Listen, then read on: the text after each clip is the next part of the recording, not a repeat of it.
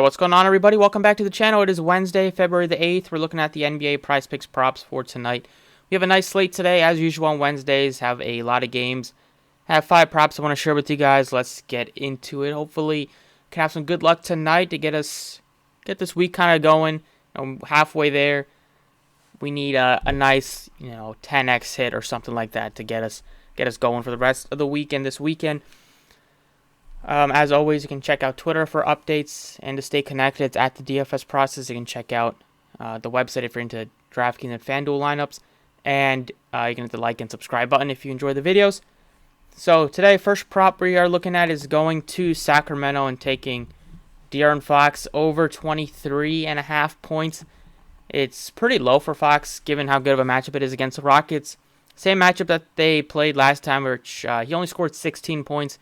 But he did miss the previous 2 games with a personal issue, so not sure what that was, if he was still, having that factor into his play a little bit. Maybe he was a bit distracted. But now they're going, another game where they're going up against the Rockets. It's in Houston. It should be a fast-paced, high-scoring affair. The Rockets, one of the worst defensive teams in the league, and Fox also only played 29 minutes in that game, which he normally plays, 36 to 38 in close games. So I like Fox to bounce back. He did have a couple 30-point games before this. And in his last 6 meetings against the Rockets, he scored at least 24 points in 4 out of the 6 games. So I'll take my chances that he'll bounce back tonight. And I like that number a lot. Second prop, we're going back to Jordan Poole. We took his points and assists last game, which worked out great because he had a double-double. 12 assists. His assist is at 5. It looks good today. Points at 23.5. That also looks good. But I'm taking the points and assists once again. Last game, Klay Thompson just could not miss from the outside. He had 12 threes. Poole, his points, he still scored 21 points, but it was definitely the Klay Thompson show, and it definitely could happen again today, but I don't expect Klay to hit 12 threes once again, and if Klay wasn't as hot, he probably saw Poole take more shots. He only took 14 shots, but he did make 8 of them, and he made 5 threes himself, and he also just played 29 minutes in the blowout, so he lost minutes in the fourth quarter, just like Klay Thompson did a little bit too, but he, just with how hot he was, he still ended up playing 33 minutes compared to like Poole and the other starters. Speaking of Klay Thompson, I like going to him today too. You can take his points alone at 25.5 if you wanted to against Portland. The rebounds and assists is pretty low, but he's not really known to contribute in those. He can give you some decent rebounding. The assists not really always there, but maybe you'll get a couple more opportunities without Steph Curry. This matchup, they're going into Portland. The Warriors, they're with Wiggins back, and if Klay continues playing like he is, and if Poole is efficient, then they'll still be able to compete in games even without Steph Curry, at least in matchups like this where Portland's been struggling a little bit. And you'll see Klay play more minutes, like 36 to 37, if not a little more in closer games. The points looks fine, but I do think he can give you over 32 points, rebounds, and assists. Last game just had 3 rebounds and 1 assist, but he was definitely focused on just getting those shots up. Expecting to probably give you 20-plus points. And then he's had some games this year where he's given you 5-plus rebounds. The assist can give you sometimes like anywhere from 2 to 4. You'll be happy.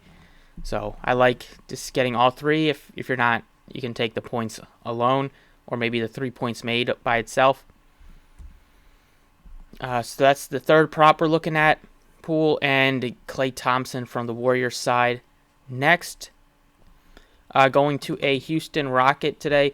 They're still without Kevin Porter Jr., and it's kind of opened the door for KJ Martin to play more minutes, and he's been really playing well. We saw Jalen Green have a good game last time scoring-wise, and Martin, with his points, rebounds, and assists, he's been well over this number in most of his games. Just only scored like 3 points, I believe, against OKC.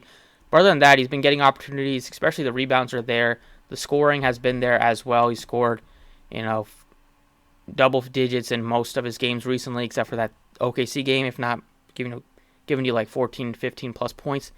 I like him to get us at least 20 points and rebounds. He definitely is a guy that will crash the glass. He could have an outside chance to get you a double-double, just if Sengun's in foul trouble or something like that.